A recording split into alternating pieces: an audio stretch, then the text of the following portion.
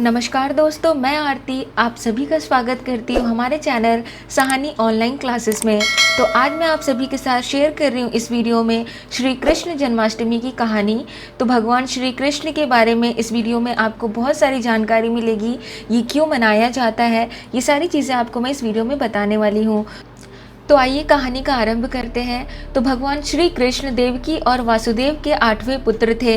मथुरा नगरी का राजा कंस था, जो कि बहुत अत्याचारी था। उसके अत्याचार दिन प्रतिदिन बढ़ते ही जा रहे थे। एक समय आकाशवाणी हुई कि उसकी बहन देवकी का 8वां पुत्र उसका वध करेगा। यह सुनकर कंस ने अपनी बहन देवकी को उसके पति वासुदेव सहित काल कोठरी में डाल दिया। कंस ने देवकी के कृष्ण से पहले के 7 बच्चों को मार डाला। जब देवकी ने श्री कृष्ण को जन्म दिया, कृष्ण जन्म के समय घनघोर वर्षा हो रही थी। चारों तरफ घना अंधकार छाया हुआ था। श्री कृष्ण का अवतरण होते ही वासुदेव देवकी की बेड़ियां खुल गई। कारागार के द्वार स्वयं ही खुल गए। पहरेदार गहरी निद्र में सो गए। वासुदेव किसी तरह कृष्णा को उफनती यमुना के पार गोकुल में अपने मित्र नंद गोप के घर ले गए। वहां पर नंद की पत्नी यशोदा को भी एक कन्या उत्पन्न हुई थी। वासुदेव श्री कृष्ण को यशोदा के पास सुलाकर उस कन्या को ले गए। कंस ने उस कन्या को पटककर मार डालना चाहा, किंतु वह इस कार्य में असफल ही रहा। कृष्ण का पालन पोषण यशोदा माता और नंद बाबा की देखरेख में हुआ। अपने बाल्यकाल में ही कान्हा ने अपने मामा के द्वारा भेजे गए अनेक राक्षसों को मार डाला और उसके सभी कुप्रयासों को विफल कर दिया। अंत में कान्हा ने आताताई कंस को ही मार दिया। कान्हा के जन्म उत्सव का नाम ही जन्माष्टमी है। गोकुल में यह त्यौहार गोकुल अष्टमी के नाम से मनाया जाता है। जन्माष्टमी के अवसर पर मंदिरों को अति सुंदर ढंग से सजाया जाता है तथा मध्य रात्रि को प्रार्थना की जाती है। कान्हा की मूर्ति बनाकर उसे एक पालने में रखा जाता है तथा उसे धीरे धीरे से हिलाया जाता है।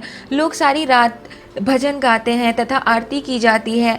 आरती तथा बाल कृष्ण को भजन अर्पित करने के बाद संपूर्ण दिन के उपवास का समापन किया जाता है।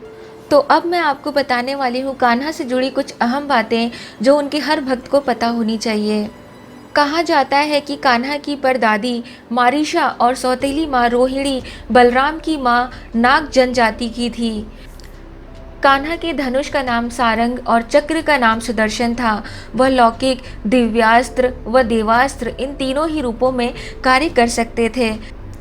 कान्हा अंतिम वर्षों के अलावा कभी भी 6 महीने से ज़्यादा द्वारका में नहीं रहे हैं। कहते हैं कि कान्हा ने अपनी शिक्षा उज्जैन के संदीपनी आश्रम में कुछ ही महीनों में पूरी कर ली थी। भगवान कृष्ण के रथ का नाम जैन्य था। उनका सारथी दारुक बाहुक था।